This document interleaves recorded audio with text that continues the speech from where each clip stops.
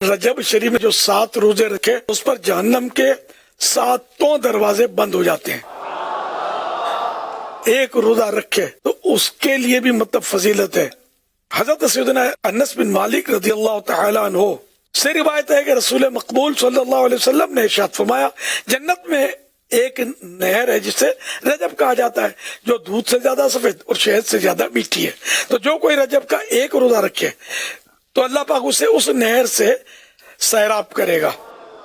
حضرت سیدنا ابو قلابہ رضی اللہ عنہ فرماتے ہیں رجب کے روزہ داروں کے لیے جنت میں ایک محل ہے. ایک اور فرمان مصطفیٰ صلی اللہ علیہ وسلم سنیے کہ ارشاد فرمایا رجب کے پہلے دن کا روزہ 3 سال کا کفارہ اور دوسرے دن کا روزہ 2 سال کا کفارہ اور تیسرے دن کا 1 سال کا کفارہ ہے.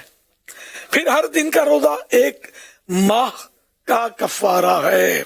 تو پہلے روزے کی فضیلت آپ نے سنی, 3 سال کا کفارہ اس کو قرار دیا ہے.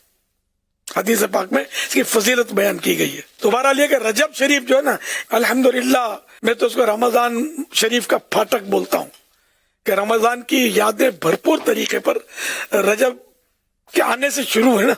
رجب شریف آ رہا ہے تو الحمدللہ روزوں کی بہاریں عبادتوں کی بہاریں کہ رجب جو ہے یہ عبادت کا بیج بونے کا مہینہ ہے اور شعبان آبیاری کا مہینہ نے آنسوؤں سے اس کو سیراب کرے اور شعبان ماہ درود و سلام بھی ہے. تو اور رمضان شریف کھیتی کاٹنے کا فصل کاٹنے کا مہینہ ہے. تو مغفرتوں کے پروانے تقسیم ہوتے ہیں ماہ رمضان میں. تو یہ 3 مہینوں کو بڑی اہمیت حاصل ہے اور یہ رجب تو حرمت والا مہینہ ہے. ماہ حرام, حرام مانے حرمت والا, عزت والا. یہ مہینہ بہت بابرکت اور اتنا بابرکت ہے کہ اس میں غیر مسلم بھی کسی دور میں زمانہ جاہلیت میں بھی رجب کا احترام ہوتا تھا ان دنوں کہ وہ ہتھیار ڈال دیتے تھے اور لڑتے نہیں تھے. اس لیے رجب کا ایک نام ہے اسم یعنی بہرا, کہ اس میں مطلب لڑائی جھگڑوں کی آوازیں نہیں ہوتی تھی.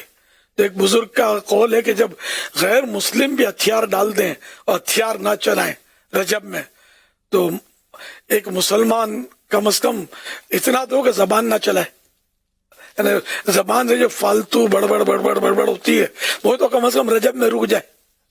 کتنا پیارا قول ہے بزرگ کا. کفن کی واپسی رسالہ ہے, اس میں رجب کے فضائل ہیں. تب عبادت پر کمر باندھ لینی ہے. فرسٹ پوزیشن 7 روزے کی ہم نے رکھی ہے کہ رجب شریف پورے مہینے میں جو 7 روزے رکھے تو وہ ممتاز. فرسٹ 7, 5 اور 3. تو یہ اپنی کارکردگیاں انشاءاللہ دیں گے نا تو میٹھا مدینہ ہو جائے گا. ہمارے یہاں تو ویسے سردیاں چل رہی ہیں یار, ٹھنڈک کے روزے تو ویسے سردی میں تو آسان ہوتے ہیں اور بڑے فضیلت والے روزے ہیں.